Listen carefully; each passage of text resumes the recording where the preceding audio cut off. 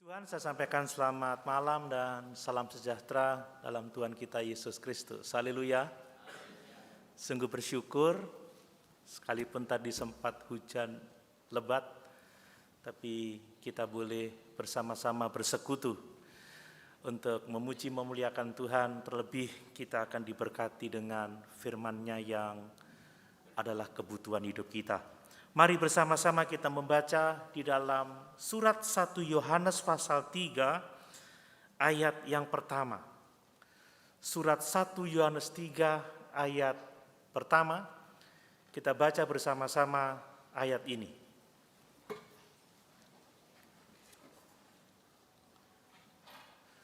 Satu Yohanes 3 ayat 1, 2, 3. Lihatlah betapa besarnya kasih yang dikaruniakan Bapa kepada kita, sehingga kita disebut anak-anak Allah. Dan memang kita adalah anak-anak Allah. Karena itu dunia tidak mengenal kita, sebab dunia tidak mengenal Dia. Haleluya, puji Tuhan. Lihatlah betapa besar kasih yang dikaruniakan Bapa kepada kita.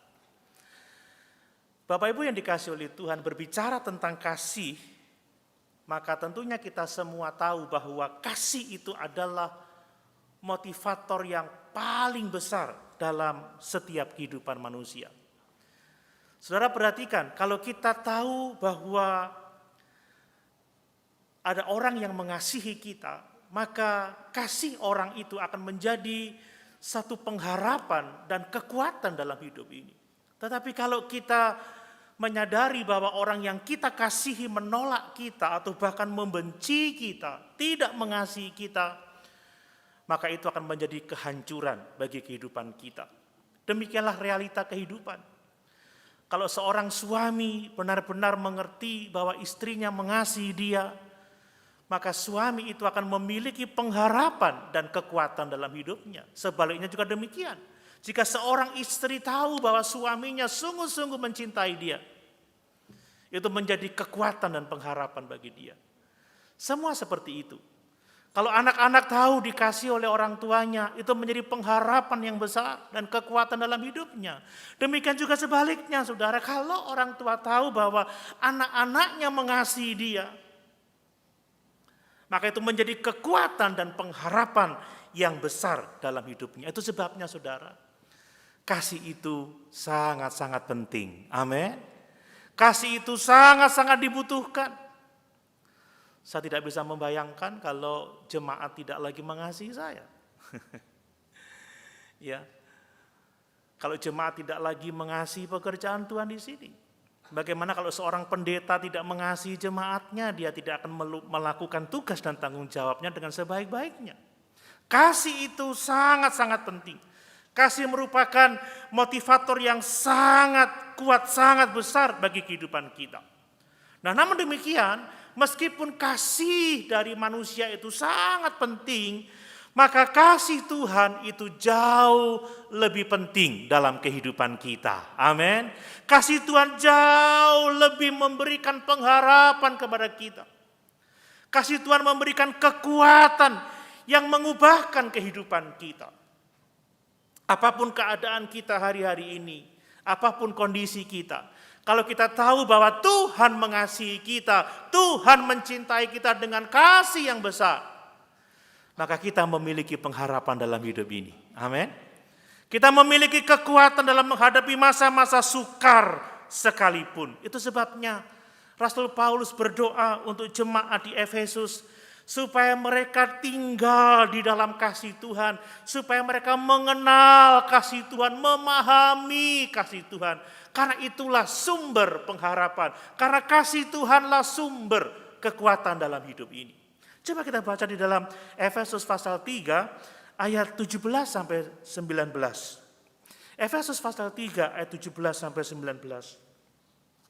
Sehingga oleh imanmu Kristus diam di dalam hatimu dan kamu berakar serta berdasar di dalam kasih. Aku berdoa supaya kamu bersama-sama dengan segala orang kudus dapat memahami betapa lebarnya dan panjangnya dan tingginya dan dalamnya kasih Kristus, dan dapat mengenal kasih itu sekalipun ia melampaui segala pengetahuan. Aku berdoa supaya kamu dipenuhi di dalam seluruh kepenuhan Allah. Amin. Betapa pentingnya kita berdasar dan berakar di dalam kasih. Karena kasih Tuhan adalah kekuatan dan pengharapan dalam kehidupan kita. Kita harus benar-benar memahami kasih Allah. Kita harus benar-benar mengenal kasih Allah yang besar kepada kita. Karena itulah sumber kekuatan dalam kehidupan kita. Itu sebabnya sebagai orang percaya, Bapak Ibu yang dikasihi oleh Tuhan, tugas saudara dan saya adalah memberitakan kasih Allah yang sangat besar bagi kita itu. Amin. Tugas kita adalah memberitakan kasih Kristus. Sejauh kita mengenal kasih Tuhan, sejauh kita mengenal kebaikan Kristus dalam kehidupan kita, maka hidup kita pasti diubahkan semakin hari semakin indah, semakin luar biasa. Ada pengharapan, ada kekuatan dalam keadaan apapun juga. Saudara, minggu lalu kita telah membaca bagaimana Rasul Yohanes mengatakan, kalau kita tahu bahwa Yesus adalah benar, maka kita juga harus tahu juga bahwa setiap orang yang berbuat kebenaran itu lahir dari Allah. Ketika Yohanes berbicara bahwa kita adalah orang-orang yang lahir dari Allah, lalu ayat pasal 3 ayat yang ke-1 dia berkata, lihatlah betapa besarnya kasih Allah yang dikaruniakan Bapa kepada kita, sehingga kita disebut sebagai anak-anak Allah. Dan memang kita adalah anak-anak Allah. Karena itu dunia tidak mengenal kita, sebab dunia tidak mengenal Dia. Dari perkataan Rasul Yohanes ini kita melihat satu pesan yang sangat luar biasa. Bahwa kasih Bapa itu besar bagi kita, umat ketebusannya. Amin. Bahwa kasih Bapa telah menjadikan kita anak-anaknya. Dan sebagai anak-anaknya, kita berbeda dari dunia. Amin. Kita berbeda dari dunia. Dunia tidak mengenal kita lagi. Sebab dunia tidak mengenal Bapa, sebab dunia tidak mengenal Kristus. Mari, ada beberapa hal yang perlu kita pahami dari ayat-ayat ini yang begitu luar biasa akan menghibur kehidupan kita. Yang pertama, perhatikan bahwa kasih Bapa yang begitu besar telah dikaruniakan kepada kita. Amin. Bapak Ibu telah menerima kasih Bapa? Amin. Ini yang harus kita pahami. Saudara, mengalami kasih Bapa di dalam Kristus Yesus itu pengalaman yang paling indah dalam hidup ini. Tanpa kita mengenal kasih Bapa di dalam Yesus Kristus, maka kita tidak memiliki pengharapan dalam hidup ini. Makanya tadi pujiannya luar biasa ya. Hari yang terindah ketika ku jumpa dengan Yesus yang menjadi kekasih hatiku. Amin. Saudara senang berjumpa dengan Yesus? Itulah kasih Bapa yang besar bagi kita. Yesus Kristus. Karena begitu besar kasih Allah akan dunia ini sehingga Dia telah mengaruniakan anaknya yang tunggal, Yesus Kristus. Supaya barang siapa yang percaya kepadanya tidak binasa, melainkan beroleh hidup yang kekal. Kalau kita mempelajari kehidupan Rasul Yohanes, maka dapat dikatakan Rasul Yohanes adalah seorang rasul yang paling diberkati daripada kebanyakan orang pada waktu itu, saudara. Banyak nabi yang ingin dapat melihat apa yang dilihat oleh Rasul Yohanes, apa yang telah didengar oleh Rasul Yohanes. Saudara, kalau kita melihat pengalaman Rasul Yohanes, dia adalah seorang rasul yang paling dekat dengan Tuhan Yesus Kristus. Dia adalah rasul yang begitu dikasihi oleh Tuhan. 3,5 tahun dia bergaul bersama-sama dengan Yesus. Begitu dekat dengan Yesus. Saudara, ini berkat yang sangat luar biasa. Yohanes mendengarkan ajaran Yesus yang sangat indah, yang sangat luar biasa, yang sangat dalam. Yohanes melihat Yesus melakukan begitu banyak mujizat yang luar biasa. Yohanes bersama dengan Yakobus dan Petrus melihat bagaimana Yesus berubah rupa dalam kemuliaannya. Yohanes menyaksikan bagaimana Yesus telah dibangkitkan dari kematian. Dia melihat bagaimana Yesus naik ke surga. Dan yang sungguh luar biasa kalau kita membaca kitab Wahyu, dia mendapatkan wahyu yang luar biasa dari Tuhan Allah kita. Dia melihat Yesus dalam keadaan yang sebenarnya. Bapak Ibu bisa membaca di dalam Wahyu pasal 1. Saudara, pengalaman yang sangat indah, pengalaman yang sangat luar biasa. Tatkala kita mengenal Yesus sebagai Tuhan dan Juru Selamat kita secara pribadi. Saudara, Rasul Yohanes adalah rasul yang paling akhir mengalami kematian. Dia banyak menderita. Dia sempat digoreng tetapi dia selamat, dia tidak mati, tetapi dia dibuang di pulau terpencil, di pulau Patmos. Dan disitulah dia melihat wahyu Tuhan yang luar biasa. Pertanyaan penting adalah, apa yang menguatkan Rasul Yohanes menghadapi masa-masa sukar dalam hidupnya? Apa yang memotivasi Yohanes sehingga dia kuat menghadapi berbagai macam penderitaan? Yang membuat dia tetap terus berharap kepada Tuhan. Bapak Ibu yang dikasih oleh Tuhan, satu-satunya yang memotivasi Yohanes untuk tetap setia kepada Tuhan di dalam penderitaannya adalah kasih Tuhan yang besar dalam hidupnya. Amin. Makanya dia berseru, lihatlah betapa besarnya kasih yang dikaruniakan Bapa kepada kita. Saudara, dari pernyataan Rasul Yohanes ini kita bisa melihat beberapa hal yang luar biasa. Bahwa kasih Allah yang besar kepada kita seharusnya itu membuat kita kagum, membuat kita takjub. Bahkan kasih Allah yang besar itu seharusnya mengajar kita tentang bagaimana seharusnya kita hidup di dalam kasih seperti Tuhan adalah kasih. Perhatikan kata-kata lihatlah. Saudara, menarik sekali dia berkata lihatlah.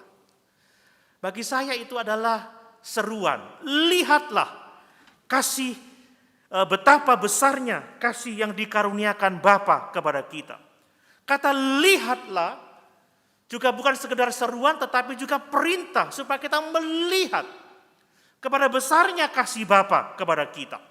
Nah saudara, sebagai seruan kata lihatlah ini menunjukkan kepada kita betapa kasih Allah itu seharusnya membuat kita takjub, membuat kita kagum akan Bapa yang begitu mengasihi kita. Apakah Bapak Ibu kagum kepada Tuhan? Saya senang pujian lama itu. Ku kagum, hormat akan Engkau. Amin. Saudara, kalau mendengar kata-kata Yesus, apa yang saudara pikirkan? Yang saya pikirkan adalah betapa besar kasihnya kepada saya. Amin. Ini harus terus membuat kita kagum, membuat kita takjub. Kalau orang sudah tidak kagum kepada Allah karena besarnya kasihnya kepada kita, maka ada sesuatu yang salah dengan kehidupan kita. Saudara, ada banyak hal yang pada awalnya menakjubkan bagi kita, tetapi kemudian menjadi biasa-biasa saja. Contohnya pertemanan. Waduh, pertama ketemu, wih luar biasa orang ini ya. Tapi seiring berjumpa, seiring berbicara, berlalunya waktu, tiba-tiba ya jadi biasa saja. Tidak ada lagi yang istimewa. Tetapi tidak boleh demikian dengan kasih Allah kepada kita. Saudara, pengalaman bersama-sama dengan Bapa, pengalaman bersama-sama dengan Yesus, pengalaman kekaguman kita akan kasih Allah harus terus bertumbuh lebih besar dan lebih besar lagi sepanjang umur kehidupan kita. Amin. Setiap hari kita harus semakin kagum, semakin hormat, semakin memuliakan Dia. Jangan sampai saudara kekaguman kita itu datar saja atau mungkin semakin merosot. Kekaguman kita harus semakin meningkat terus, semakin kagum akan Allah yang begitu besar kasih-Nya kepada kita. Bapak Ibu, kasih Allah yang besar itu harus memenuhi pikiran kita. Amin. Harus memenuhi hati kita. Kasih Allah yang besar harus mengendalikan perilaku kita. Kasih Allah yang besar harus mengendalikan perkataan kita, tindakan kita. Saudara, kalau yang kita pikirkan dalam pikiran kita betapa besarnya kasih Allah kepada kita, maka kita tidak khawatir, tidak cemas menghadapi apapun juga. Amin. Saudara, apapun yang terjadi dalam hidup ini, maka sikap kita adalah mengucap syukur. Kita tidak bersungut-sungut, kita tidak berbantah-bantah, kita tidak marah, kita tidak kecewa, kita tidak putus asa. Saudara, sungguh kalau orang memiliki pikiran-pikiran yang dipenuhi dengan kasih Allah, maka hidupnya akan penuh dengan sukacita. Kalau perilakunya dikontrol oleh kasih Allah, ada kebaikan-kebaikan dalam hidupnya. Nah, kasih Allah lah yang seharusnya memotivasi kita untuk setia beribadah. Apa yang mendorong Bapak Ibu datang bergereja sore hari ini? Seharusnya kasih Allah yang mendorong kita untuk kita beribadah kepadanya. Apa yang mendorong Bapak Ibu melayani Tuhan? Ada singer, ada choir, ada pemain musik, ada kolektan, ada yang mengelola audio, ya video. Apa yang memotivasi saudara? Seharusnya kasih Tuhan yang memotivasi kita. Amin. Bukan hal-hal yang lain. Itu yang penting kita perhatikan. Saudara, kasih Allah seharusnya membuat kita penuh dengan pengharapan. Penuh dengan pengharapan untuk apa? Untuk satu waktu kita akan tinggal bersama-sama dengan Yesus dalam kerajaan surga. Karena hanya kasih Allah yang telah menyerahkan anaknya yang tunggal untuk menebus dosa-dosa kita di dalam tubuhnya sendiri. Untuk memikul dosa-dosa kita di dalam tubuhnya sendiri disalib. Itulah yang memungkinkan kita untuk dapat menikmati kehidupan kekal bersama-sama dengan Dia dalam kerajaan surga. Kasih Tuhan yang seharusnya membuat kita menaikkan syukur, bersujud, memuji, menyembah, memuliakan Tuhan. Kita tidak main-main dengan ibadah kita, sebab kita tahu bahwa Bapa telah memberikan anaknya yang tunggal bagi kita untuk menyelamatkan kita, bahwa Yesus telah menyerahkan nyawanya bagi kita tatkala kita masih berdosa. Seharusnya itu yang memotivasi kita untuk sungguh-sungguh kita beribadah dan melayani Tuhan. Saudara, itu seruan. Lihatlah betapa besar kasih Bapa yang dikaruniakan kepada kita. Nah saudara, kata lihatlah itu juga bisa berarti perintah. Lihatlah, perhatikanlah, pikirkanlah, renungkanlah. Dalam hidup ini kita begitu sibuk dengan banyak hal, saudara. Tidak jarang kita menghadapi begitu banyak permasalahan, kita khawatir, kita cemas, kita bimbang. Lalu ada perintah, stop, lihatlah kasih Allah yang besar kepada kita. Amin. Saudara, ada waktunya kita berhenti dari segala aktivitas kita, kesibukan kita, pergumulan kita, untuk kita berhenti dan memandang kasih Allah yang besar kepada kita, memandang pada kebaikan Tuhan, supaya kita mendapatkan kekuatan dalam hidup ini, saudara. Pujian lama itu mengatakan, ingat kasih-Nya, ingat kebaikannya. Amin. Saat saudara diam, ingatlah betapa besar kasih Tuhan kepada saya. Betapa besar kasih Bapa kepada saya. Saudara, kasih Bapa itu harus mendatangkan kekaguman yang luar biasa. Kasih Tuhan harus menjadi perhatian kita, perenungan kita, pemikiran kita. Dan itu harus mempengaruhi seluruh kehidupan kita. Karena hanya itulah yang akan memberikan pengharapan dan kekuatan dalam hidup kita. Bapak Ibu, kita tidak akan khawatir menghadapi tahun 2023. Amin. Orang banyak bicara, ini akan terjadi krisis, terjadi resesi, terjadi kesukaran. Kalau memandang kasih Tuhan, kita akan menghadapinya dengan senyum. Kita tahu kita tidak ditinggalkan, kita tahu kita tidak dibiarkan. Sebab betapa besar kasih Bapa yang telah dikaruniakan kepada kita. Nah, berikutnya perhatikan bahwa kasih Bapa yang besar kepada kita itu mengajari kita tentang bagaimana kita seharusnya berhubungan satu sama lain. Sebagaimana kita hidup, bagaimana seharusnya kita hidup dalam kasih seorang akan yang lain, Saudara. Coba kita baca di dalam Efesus pasal 5 ayat 1 sampai 2. Efesus pasal 5. Saudara, ini ayat yang sangat luar biasa berbicara tentang hubungan kita satu sama lain. Efesus pasal 5 ayat 1 dan ayat yang kedua. Demikian firman Tuhan. Sebab itu jadilah penurut-penurut Allah seperti anak-anak yang kekasih. Dan hiduplah di dalam kasih sebagaimana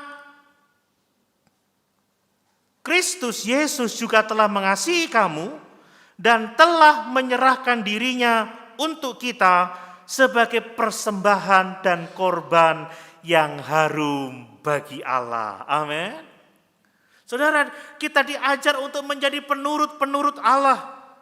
Hidup sebagai anak-anak yang kekasih. Kita harus mengasihi sama seperti Yesus sudah mengasihi kita dan telah menyerahkan nyawanya untuk keselamatan kita. Paulus berkata, contohlah kasih Allah yang besar itu. Teladanilah kasih Allah yang besar itu. Dalam berhubungan seorang dengan yang lain, kita harus berhubungan di dalam kasih seperti Yesus, seperti Bapa telah mengasihi kita. Amin. Kita harus saling mengasihi, Saudara, seperti Yesus telah mengasihi kita. Mungkin ada yang membutuhkan hal-hal yang spesifik tentang bagaimana seharusnya kita mengasihi seorang akan yang lain. Coba perhatikan di dalam 1 Korintus pasal 13. 1 Korintus 13 ayat 4 sampai ayat yang ke-8. Ini seharusnya yang mendorong kita dalam berhubungan satu dengan yang lain. Kasih itu sabar, ya. Kasih itu murah hati. Ia tidak cemburu, ia tidak memegahkan diri dan tidak sombong. Ia tidak melakukan yang tidak sopan dan tidak mencari keuntungan diri sendiri. Ia tidak pemarah. Nah, itu berarti kan? Dan tidak menyimpan kesalahan orang lain. Ia tidak bersukacita karena ketidakadilan, tetapi ia bersukacita karena kebenaran. Ia menutupi segala sesuatu, percaya segala sesuatu, mengharapkan segala sesuatu, sabar menanggung segala sesuatu. Kasih tidak berkesudahan. Dalam hubungan seorang dengan yang lain, kita harus mengenakan kualitas kasih yang seperti ini. Coba Bapak Ibu ganti kasih dengan nama Bapak Ibu sendiri. Ketika membaca teks itu, coba saya ganti dengan nama saya. Doni itu sabar. Indah bukan? Halo? Apakah Bapak Ibu sabar? Amin. Sabar seorang terhadap yang lain. Suami-suami sabar terhadap istrinya. Istri-istri sabar terhadap suaminya. Orang tua terhadap anak, anak terhadap orang tua. Luar biasa. Doni itu murah hati. Berani berkata seperti itu? Siapa di belakang saya? Oh, Pacel Sakarias, murah hati. Ganti dengan nama itu. Ya, Doni tidak cemburu, tidak memegahkan diri, tidak sombong, tidak melakukan yang tidak sopan, tidak mencari keuntungan diri sendiri, tidak pemarah. Nah, saudara, ini ketika kita berhubungan satu dengan yang lain. Tidak menyimpan kesalahan orang lain. Kalau sudah ya sudah, selesai ya selesai.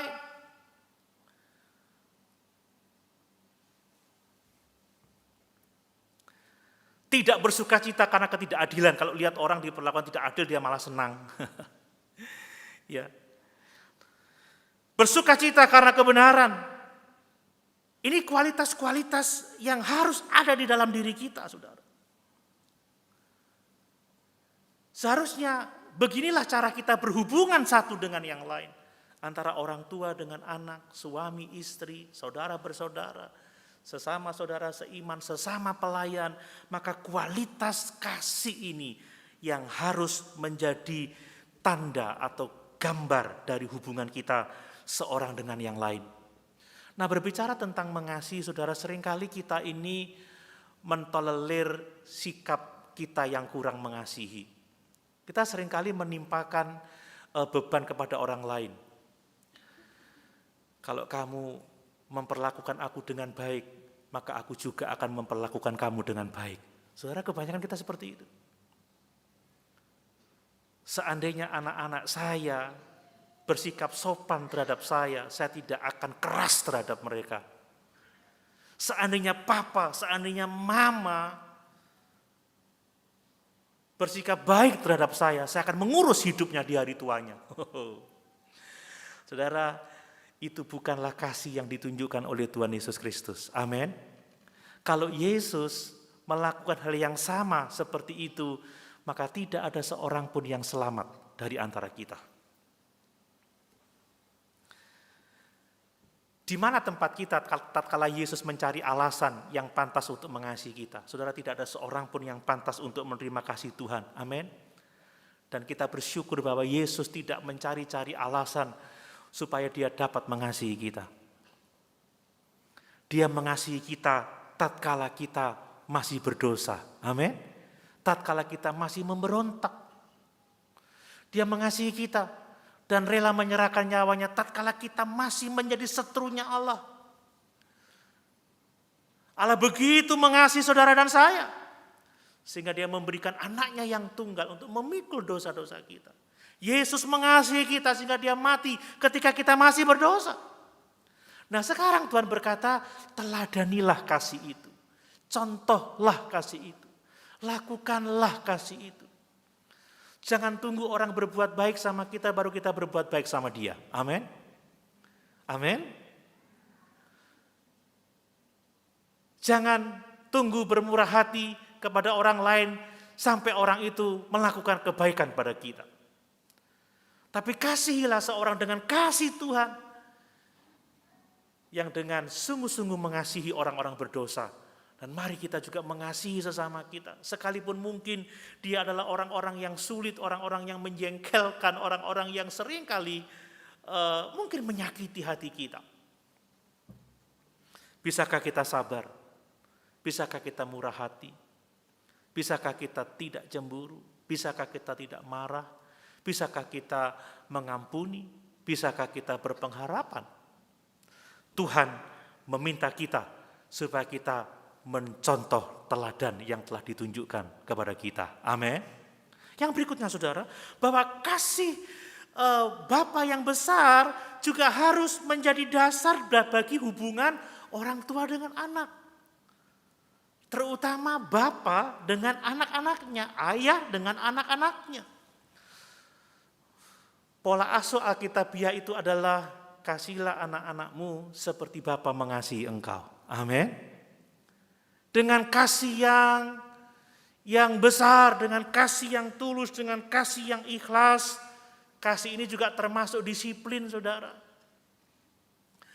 Kalau orang tua bisa mengasihi anak seperti Kristus mengasihi dirinya, maka anak akan didorong untuk mengasihi Tuhan bukan karena aturan-aturan, tetapi karena kasih yang dialaminya itu mendorong dia untuk mengasihi Tuhan, mendorong dia untuk mengasihi orang tuanya. Inilah yang dikehendaki oleh firman Tuhan, saudara. Mari, Rasul Yohanes menunjukkan betapa besar kasih Bapa yang telah dikaruniakan kepada kita. Supaya kita kagum, supaya kita takjub, dan supaya kita meneladani kasih-Nya dalam hubungan kita dengan sesama, dalam hubungan kita dengan anak-anak kita. Karena hanya dengan mengasihi seperti Bapa mengasihi kita, seperti Kristus mengasihi kita, kita akan menolong orang lain untuk dapat mengasihi Tuhan dan mengasihi kita juga. Yang berikutnya perhatikan bahwa kasih Bapa yang besar itu diberikan kepada kita sebagai pemberian cuma-cuma, saudara. Sebagai hadiah. Perhatikan lagi firman Tuhan itu. Lihatlah betapa besar kasih yang dikaruniakan Bapa kepada kita. Kasih itu dikaruniakan Bapa kepada kita. Kata dikaruniakan artinya diberikan. Yang namanya karunia atau anugerah itu adalah pemberian yang seharusnya tidak pantas kita terima. Ini benar-benar anugerah. Kita ini sebenarnya tidak pantas menerima kasih yang telah Bapa karuniakan kepada kita itu. Saudara, kita ini orang-orang berdosa, kita ini pemberontak, kita ini orang-orang yang melawan Tuhan, tetapi kita dikasihinya dengan kasih yang sangat besar. Itu adalah anugerah, itu adalah hadiah, itu adalah pemberian gratis. Coba baca di dalam Roma pasal 5 ayat yang ke-6. Roma pasal 5 ayat yang ke-6. Ini adalah pernyataan Rasul Paulus yang sangat luar biasa, yang menunjukkan bahwa sesungguhnya kita tidak pantas menerima kasih Allah yang besar itu. Roma pasal 5 ayat yang ke-6.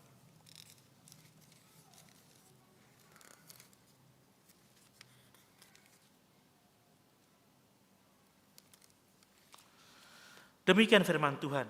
Karena waktu kita masih lemah, perhatikan, Kristus telah mati untuk kita orang-orang durhaka pada waktu yang ditentukan oleh Allah. Wow.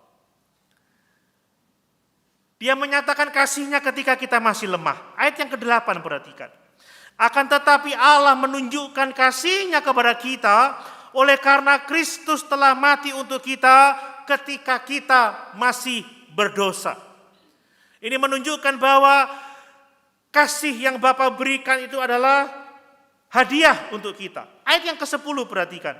Sebab jikalau kita ketika masih seteru diperdamaikan dengan Allah oleh kematian anaknya, lebih-lebih kita yang sekarang telah diperdamaikan pasti akan diselamatkan oleh hidupnya. Amin. Jadi ini adalah pemberian gratis, saudara. Ini anugerah yang sangat besar.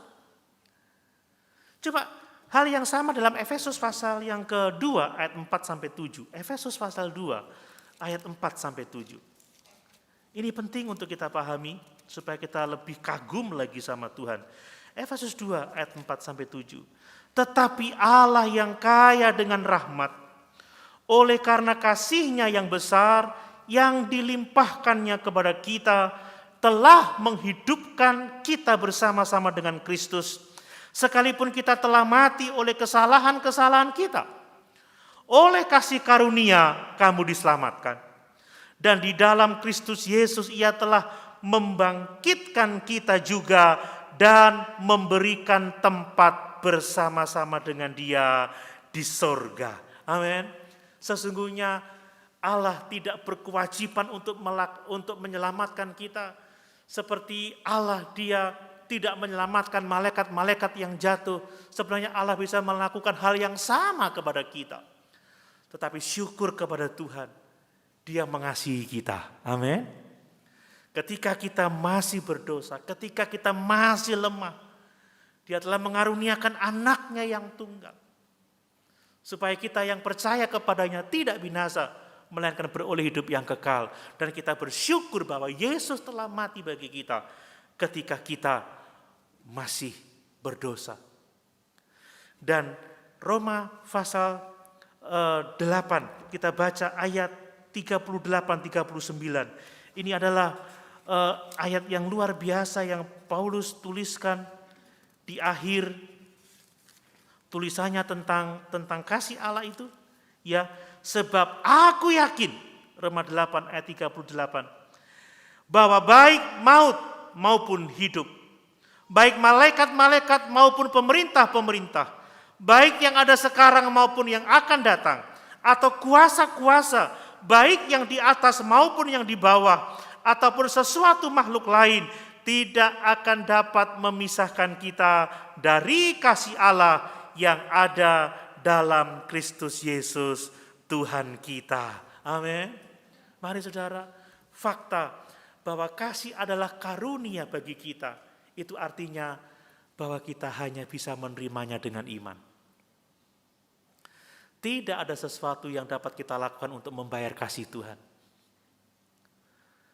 Mari kita datang kepada Tuhan dengan pengakuan bahwa kita ini orang berdosa yang selayaknya dihukum. Tetapi karena kasih Allah yang besar itu, kita dapat diselamatkan. Dan mari kita menyambut kasih Tuhan dengan iman yang sungguh-sungguh. Supaya benar-benar kita memiliki pengharapan dan kekuatan yang besar dalam hidup ini.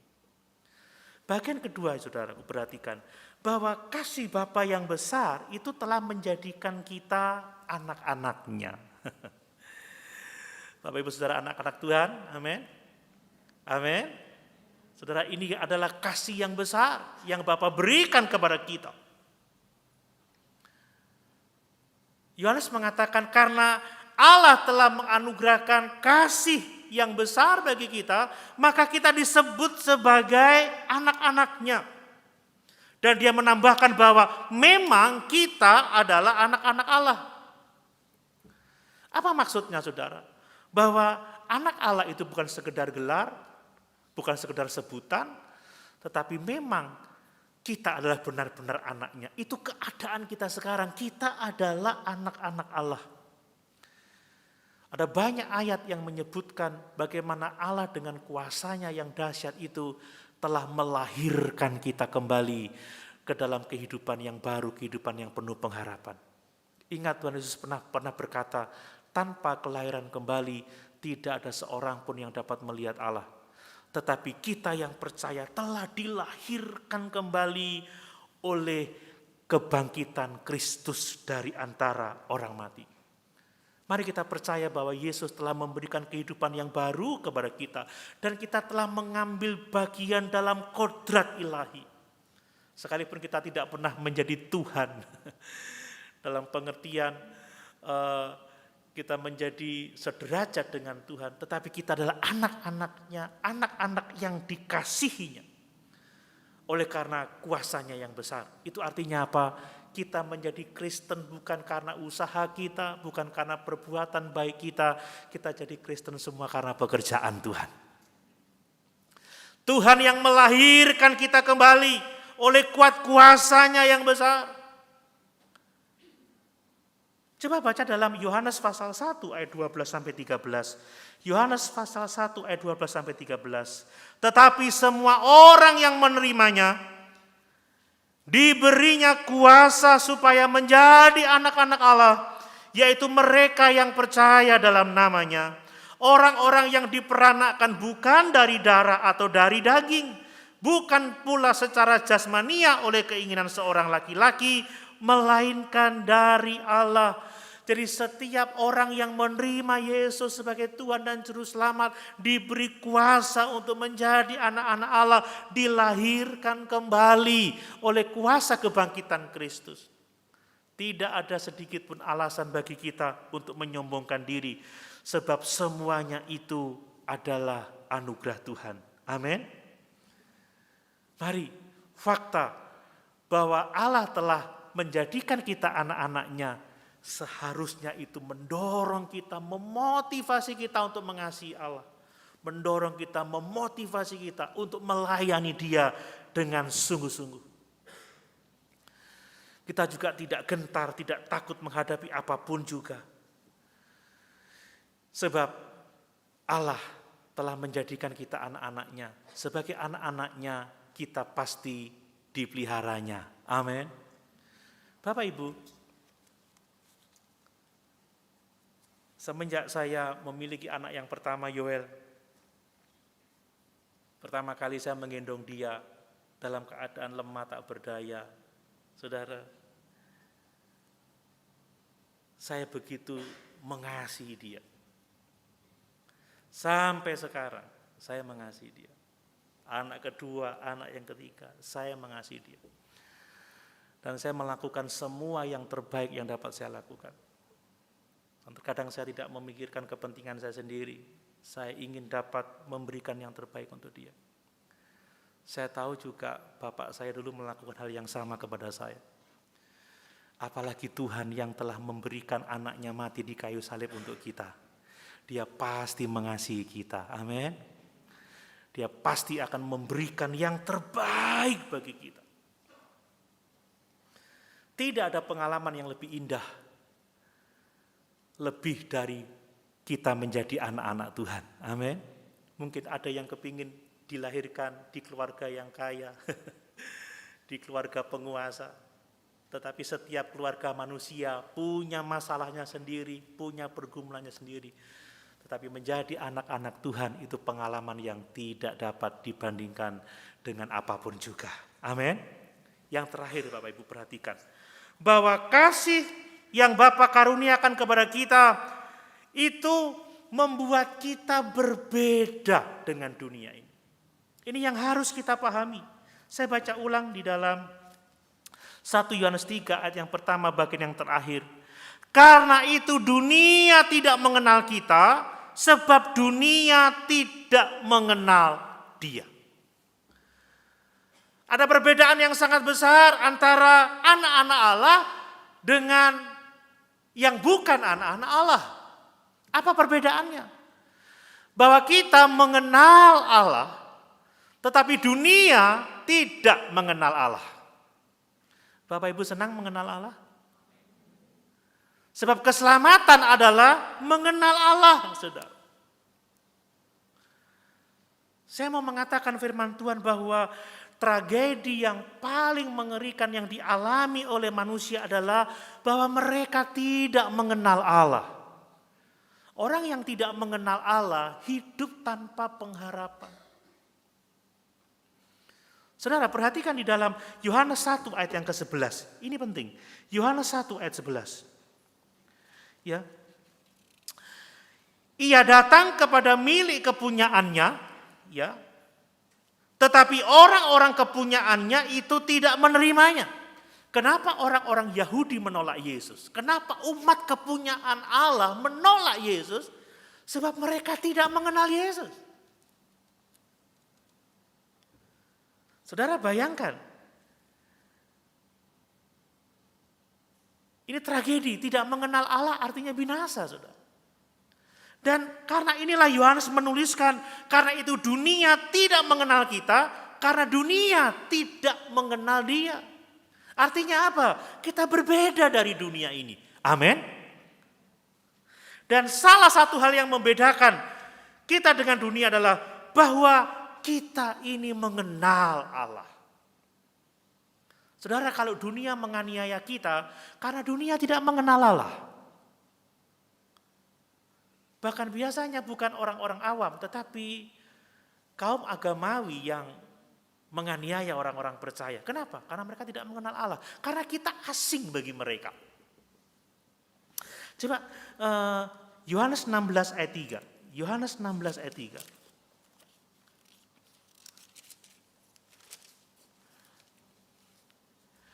Mereka akan berbuat demikian karena mereka tidak mengenal baik Bapa maupun aku. Apa yang mereka perbuat? Coba lihat ayat yang kedua. Kamu akan dikucilkan, bahkan akan datang saatnya bahwa setiap orang yang membunuh kamu akan menyangka bahwa ia berbuat bakti bagi Allah. Kenapa? Sebab mereka tidak mengenal baik anak maupun Bapa. Bapak Ibu harus tahu bahwa kalau kita mengenal Allah, kalau kita percaya Yesus dan memiliki keselamatan, itu membuat kita berbeda dari dunia. Satu-satunya tanda, tadi sudah saya sebutkan, kita berbeda dari dunia adalah bahwa kita mengenal Allah. Banyak orang yang keliru, saudara.